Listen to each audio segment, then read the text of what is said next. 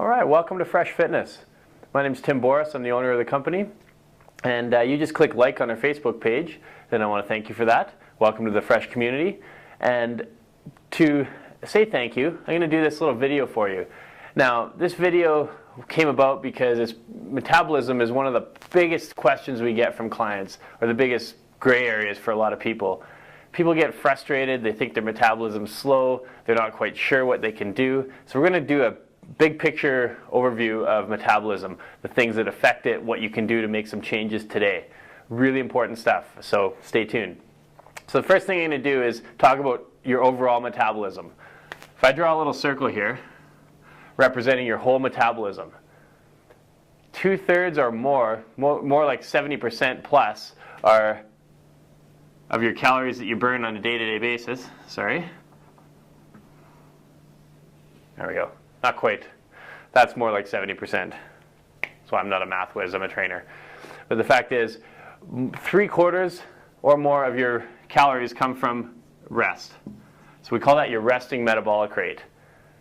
The other bit of calories comes from exercise. So on a daily basis, every single calorie you burn comes from one of these two areas. Now, this resting metabolic rate breaks out into a few things. First one I'll show you is digestion. 10 to 15% of your calories on a daily basis can come from digestion, especially if you don't do a lot of exercise that day. The percentage is a bit greater. It takes energy for your body to actually digest the food you eat. Better quality food generally get digested a little better and cause less issues, but the fact is it takes calories to burn that, or to digest that food. The next part is called ADL, activities of daily living. That's just the stuff you do on a day-to-day basis. You get up, walk around the house, you walk around the office, you go to work, you sit at your desk, play with your kids a little bit, that type of thing. That's the bulk of this resting metabolic rate, just the things you do each day. The third part of it is actually brain function. Most people don't think brain function would be a big deal. However, at rest, if you're just sitting there totally relaxed, 20% or more of your cardiac output actually goes to fueling your brain. And the brain only works on carbohydrates or glucose, so it doesn't deal with fat burning, but it takes a lot of calories to keep that functioning, despite what you may think in jokes about intelligence and things like that. So resting metabolic rate combines these three things. Exercise is the other factor. Now, I'm not going to talk too much about exercise on this in this video. I'll talk a little bit about it in a second, but only in the fact that exercise is one of the things that also influences how many calories you burn at rest. So because about 3/4 of your calories are burned at rest during a day, it means exercise is important, but what you do here can make a big impact in how many calories you burn and what call it revving up your metabolism.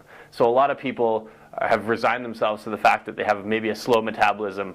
It's generally because they're not doing the right things on a day-to-day basis, and we'll talk about that. So if you can, and you can absolutely boost your resting metabolic rate, I'm going to go over the 5 things right now that are really important in boosting that. So if we want to boost your metabolic rate, the first one is nutrition. Now, I'm not going to be able to go into a ton of detail on each one of these just because we don't have a lot of time. But for nutrition, there are 3 key things I'm going to talk about. First is regular small meals. You've probably heard it before. I'll say it again. Eat every 3 to 4 hours, small, healthy meals throughout the day, and you start to set a rhythm and a routine for your body.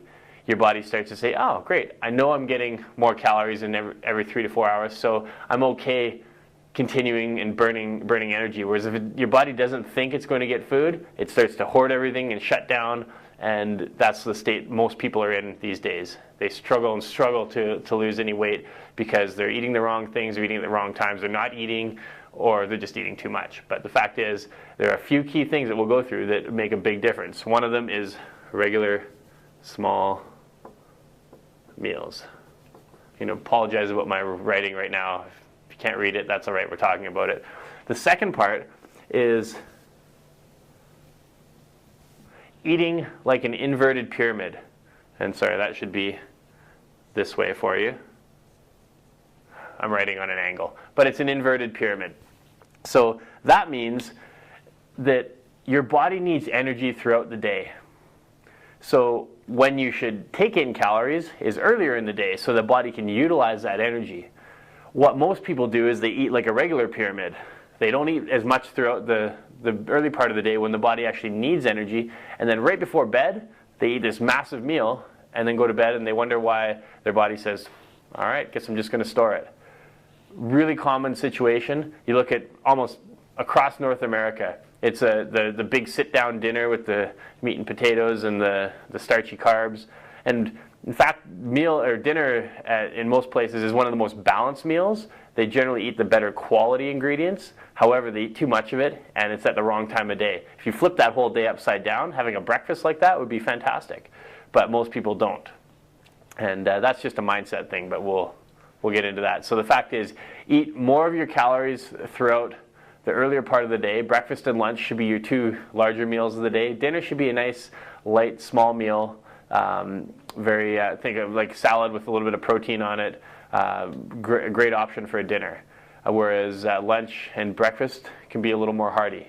Still small portions. We're not going out and at the 20-course buffet or anything like that.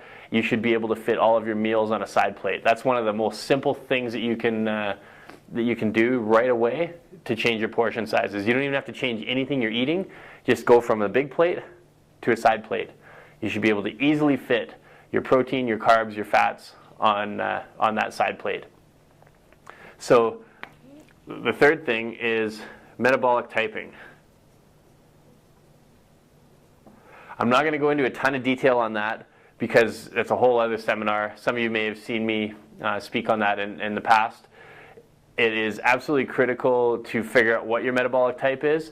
Everyone fits somewhere along a scale of protein type to carb type, and mixed type being in the middle, and we all are unique along that spectrum. So every single one of us has different needs, and those needs change on a meal-to-meal basis, day-to-day basis, season to season.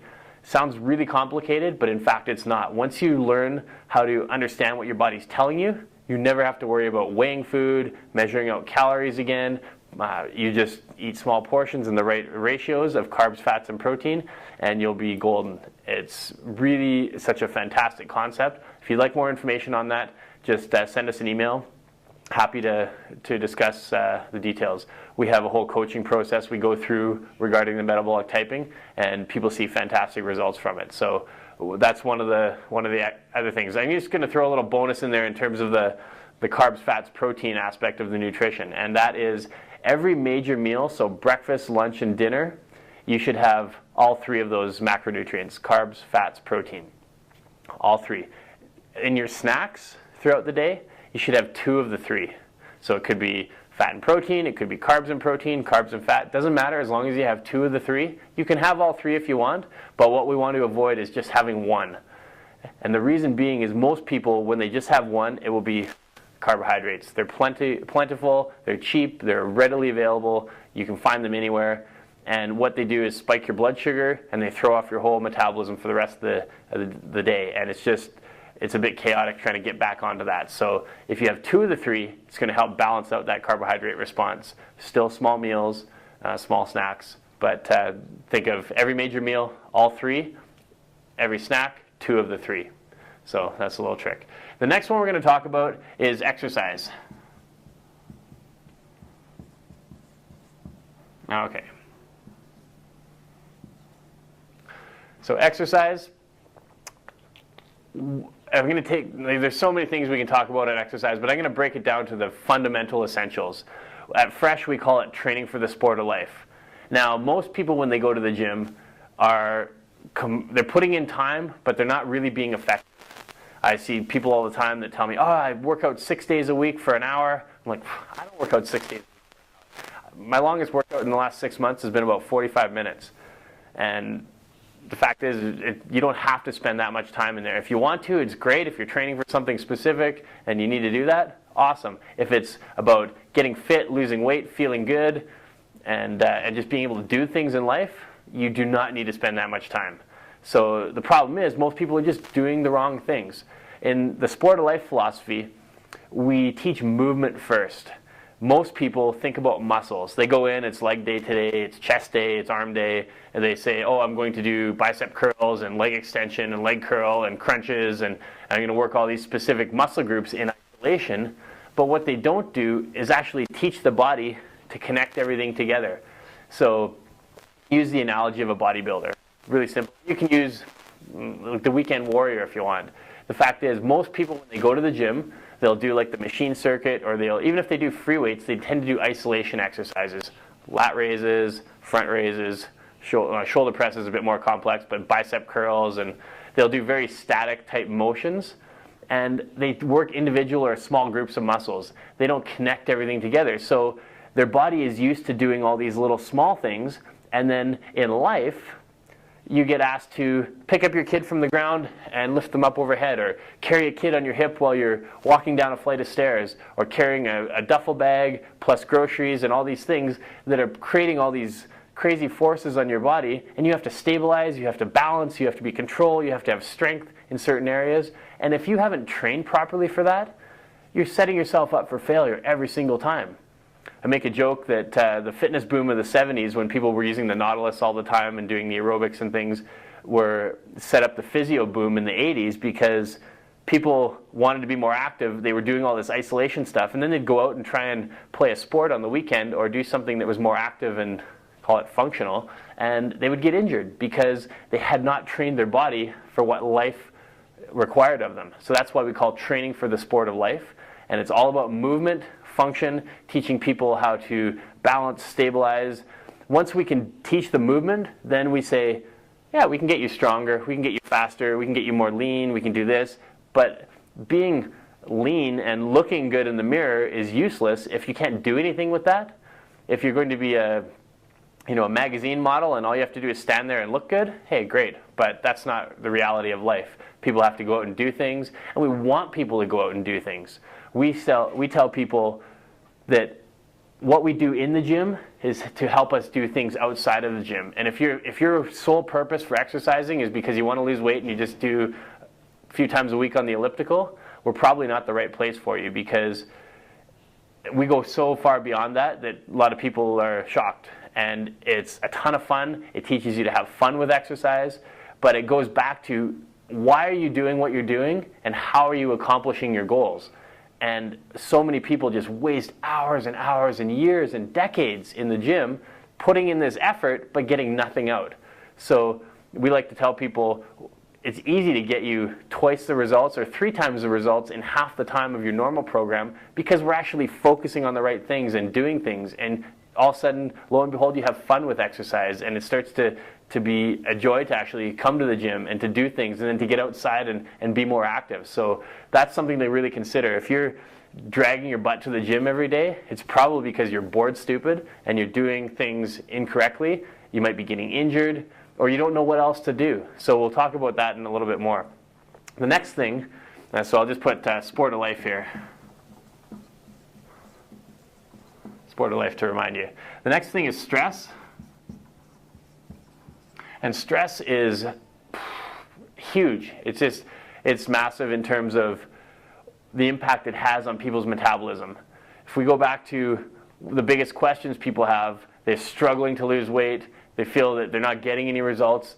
A lot of it comes back to stress. We deal with busy downtown professionals, high stress jobs. Maybe it's a litigation lawyer or a production accountant, or people that are under high stress, executives, things like that.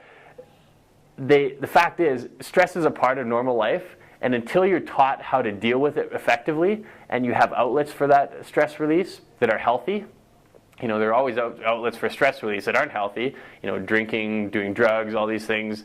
But the fact is, or eating crappy food, but the fact is, if you find proper outlets and we teach you how to manage your stress on a day-to-day basis, and it's not complicated, it's not rocket science, it's little simple tips and tricks, you can dramatically lower your stress level. And the reason that's important is because stress impacts your hormone profile. If you think of, we have 2 opposite fuel systems in the body, or nervous systems. We've got the fight or flight system, and then we've got our rest and recovery system over here. Our body should naturally go from one to the other throughout the day in a nice, steady, even flow. When you're stressed, your body just gets thrown over to this fight or flight system, and it comes back to our evolution. In prehistoric times, if we were in danger, it probably meant something was going to eat us or chasing us down, and we needed to be able to just jump up and run and sprint and be powerful. And fat is a long-term energy source and isn't really good for that, whereas carbohydrates or sugars are like that turbo boost in your car. You can get up and sprint and go do all these things, but it doesn't last forever. So it's a great tool to have in our repertoire if we need it. But now stress is rarely a danger situation. It's more of a psychological situation. Yet physically our body hasn't changed. So when we're stressed from work or from a relationship or a fight with our kids or something, the fact is our body still thinks we're going to get eaten by a saber-toothed tiger. And it shunts everything over to this fight or flight system and basically burns carbohydrates the whole time. So we see people that are chronically stressed, they come in and they're burning carbohydrates all the time. Now we do a metabolic testing process where we wear a mask, and it's gas exchange technology. It's a lab quality test where we can tell how many, what percentage of fats or carbohydrates you're burning on a moment-to-moment basis at rest and during exercise. And we get people coming in that are 90 to 95% carbohydrates, even though they're technically at rest. They're sitting there, but their mind's going 900 million miles an hour. And because of that, it's actually changing the fuel system within their body, shifting them from burning fat to burning carbohydrates, even though they're relaxed and should be easily burning fat. So that's one of the major factors that people have the struggle with in the metabolism side. So from the stress standpoint, it can change your hormone profile, and it will if you're chronically stressed. Find ways to deal with it. Get help if you need to. It doesn't have to be complicated. Sometimes there's little simple 30-second or 1-minute changes in your day that can make all the world a difference. And we've done studies, or read many studies that show that. So the next thing we're going to talk about is sleep. All right, sleep is huge. Once again, all these things are huge, but most people are chronically sleep deprived. Chances are, if you think about it, most people will go to bed at 11, 12, 1 o'clock, 2 o'clock in the morning and get 5, maybe 6 hours sleep. Your body is chronically sleep deprived. And when it's in that state, it doesn't recover properly from the physical side or the mental side. And it starts to cause things like decreased mental acuity. In fact, literally your IQ goes down. So a couple key things on the sleep side. 7 to 8 hours of sleep per night, but even more important is the time you go to sleep. Try and get to bed by 10 o'clock, so you sleep from 10 p.m. till 6 a.m., give or take a little bit. If you're someone that has to get up earlier, go to bed at 9. It's going to take some lifestyle changes, but you'll notice a massive difference. We give people a 30-day sleep challenge where we say, get to bed for the next 30 days, get to bed at 10 p.m. and sleep for as long as you can.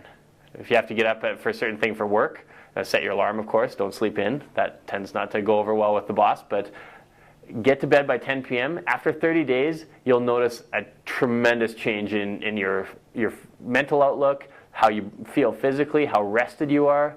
It's dramatic. And most people just aren't consistent with it enough. They say it can take up to 5 days to recover from one bad night of sleep.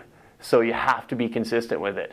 Once you do this, it literally changes your life. I was a night person for years, and it's completely revolutionized the way I sleep and how I feel during the day. All right? So for stress, we're going to say make changes. My little triangle is a change. Sleep 7 to 8 hours at 9 to 10 p.m. So 7 to 8 hours, 9 to 10 p.m. The last one we're going to talk about here is mindset.